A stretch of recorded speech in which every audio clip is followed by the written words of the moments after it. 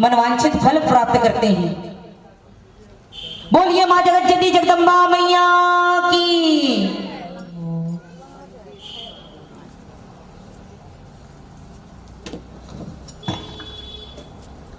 जब व्यास भगवान का सम्मान होता है तो बड़े भाव से ताली हो जाना चाहिए।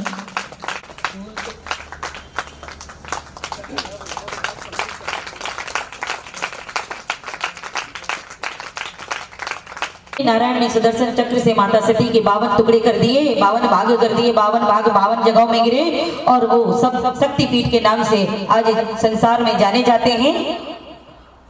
जब शिव शंकर ने देखा कि उनका हाथ खाली हो गया, उनकी गोद में जो माता सती थी वो दिख ही नहीं रही है, उनका शरीर कहाँ गिर गया उनको होश ही नहीं है, क्योंकि अपना शुद्ध बुद्ध बिल्कुल खो दिए थे। जब देखा कि हाथ खाली हो गया तो मन को शांत करके और वापस हिमालय पर्वत में आकर बैठ गए। नंदी ने आज्ञा मानी और नंदी जी द्वार पे खड़े हो गए। जब यहाँ ब्रह्मा जी बोलने लगे कि भाई दक्ष के द्वारा अगर पूर्ण आहुति नहीं होगी तो ये यज्ञ जो है अधूरा रह जाएगा, जगत के कल्याण के लिए हम ये यज्ञ कर रहे हैं। तो बोले कि क्या करना चाहिए, सभी देवता पूछने लगे। तो बोले शिव शंकर भोलेनाथ को मनाना चाहिए। अरे बोले उनकी ही पत्नी तो इस यज्ञ वन कुंड में जलकर भस्म हो गई और आप उन्हीं के पास जाने को कह रहे हैं। अगर उनकी क्रोध के कारण तीसरी अगर नेत्र खुल गया तो हम सब जलकर भस्म हो जाएंगे। प्रभु आप कोई दूसरा विधान वाले। बोले दूसरा कोई विधान नहीं है, शिव शंकर भोलेनाथ के अलावा दूसरा कोई विधान नहीं है, आपको उनके ही पास जाना पड़ेगा। अब सभी देवता जो है बड़े डरते कांपते हुए शिव शंकर भोलेनाथ के पास कैलाश पर्वत पहुंचे। नंदी पहले ही खड़े थे द्वार पर। बोले सावधान, कोई भी देवता अंदर प्रवेश नहीं करेगा। क्यों? क्योंकि मेरे आराध्य का आदेश है। ब्रह्मा जी बोलने लगे अरे दया करो नंदी, दर्शन कर लेने दो हमें, हम बहुत परेशान हैं। अगर यज्ञ पूर्ण नहीं हुआ तो इस यज्ञ का कोई अर्थ नहीं निकलेगा। तो नंदी जी कहने लगे ब्रह्मदेव आपके चरणों में मेरा कोटि कोटि नमन है, किंतु मेरे आराध्य का जो आदेश है मैं उसका पालन करूंगा, मैं आपको अंदर प्रवेश नहीं करने दूंगा। और यह सोच कह करके नंदी वहीं पर बैठ गए, विशाल रूप धारण करके बैठ गए कि कहीं ऐसा ना हो आए बाएं दाएं से कोई निकल के अंदर चला जाए। विशाल रूप धारण करके वहां बैठ गए। अब देवता कहने लगे कि क्या करें। तो श्री हरि नारायण ब्रह्मा जी और समस्त देवता जो हैं भगवान भूत भवन भोलेनाथ का ध्यान करने लगे। ध्यान करने लगे कैसे? दोनों हाथों को जोड़ करके आप भी भगवान का सुंदर ध्यान करें। कहते हैं या सांके च विभाति भूधर सुता देवा पगा मस्तके भाली वाले विदुर गले चगलरम यशुरसी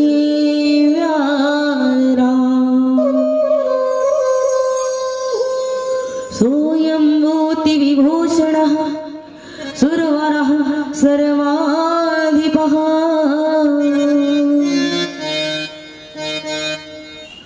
सर्वगतः शिवः शशिनिभः श्री शंकराय पातु मां, श्री शंकराय पातु मां। इस तरह ब्रह्मा जी और श्री हरि नारायण ने भगवान का सुंदर स्तुति की। स्तुति करने के बाद भगवान का सुंदर कीर्तन करने लगे। आइए हम भी भगवान का सुंदर कीर्तन करते हैं और कहते हैं कि हे भोलेनाथ सब पर ऐसी ही कृपा बरसा के रखना और अपने चरणों से हमें सदैव लगा के रखना। और कहते हैं तेरी दर पे खड़ी बोले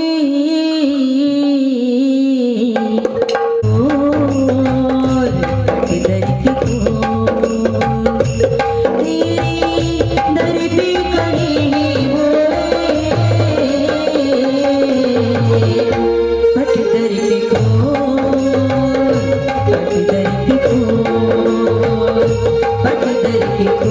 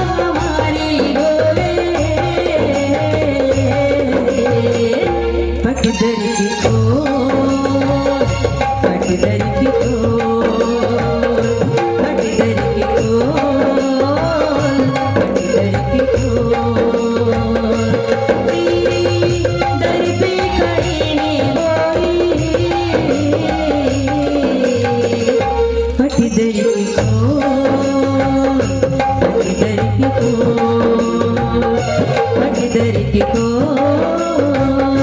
फट धरती को। बोलो मां जगदम्बा जगदम्बा मैया की।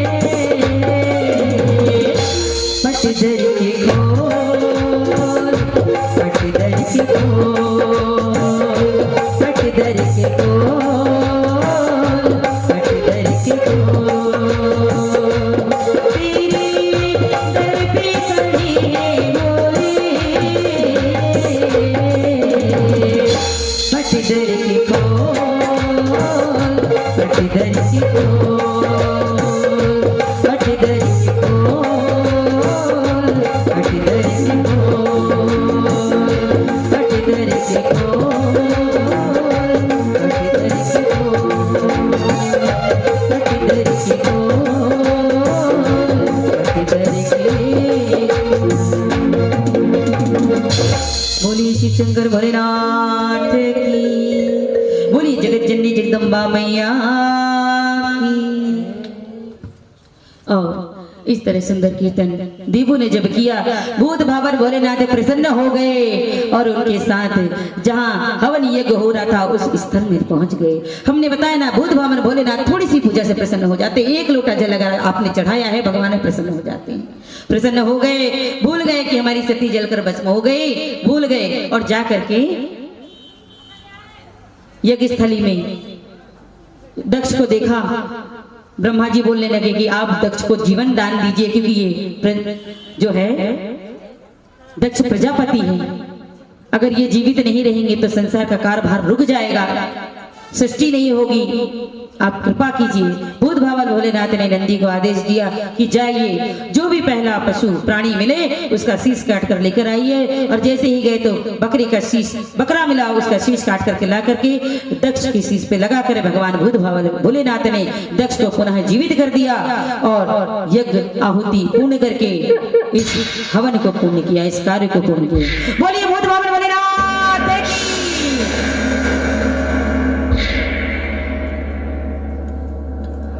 श्री सूत जी महाराज कहते हैं कि हे ऋषिवर्यों, हे महात्माओं, एक समय की बात है, राजा सगर जो हैं उनके कितने पुत्र हैं बताओ? सबने कथा सुनी है, श्रीमद् भागवत महापुराण में भी आता है, क्योंकि सभी पुराणों में हमारे कल्याण के लिए बहुत सी ऐसी बातें होती हैं जिनका चित्रण बार बार कथा के माध्यम से हम आपको करवाते हैं, ज्ञात करवाते हैं।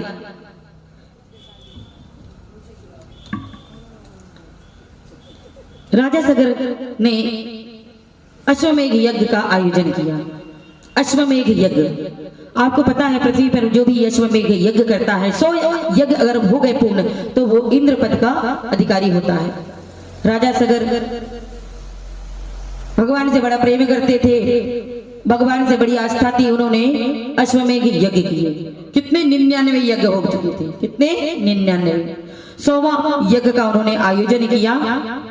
आयोजन करके 100वें यज्ञ का घोड़ा उन्होंने छोड़ दिया पृथ्वी में विचरण करने के लिए। चक्रवर्ती राजा थे राजा सगर, छोड़ दिया। जब 100 यज्ञ पूर्ण हो जाते तो हमने बताया इंद्र पद का अधिकारी होता है यज्ञ कराने वाला। तो इंद्र को बड़ा डर हो गया कि भैया इन्होंने 99 यज्ञ इनके संपूर्ण हो गए, 100वां यज्ञ अगर ये यज्ञ पूर्ण हो गया तो मेरा इंद्रासन मुझसे छिन जाएगा, दूसरा इंद्र आ जाएगा। इंद्र अगर थोड़ी सी भी पूजा आप लोग करते हैं ना, और जल पृथ्वी पर लगा के माथे से क्यों लगाते हैं मालूम है आपको? अगर आप ऐसा नहीं करेंगे तो आपका पुण्य भाग कौन ले जाएगा? बिल्कुल सही।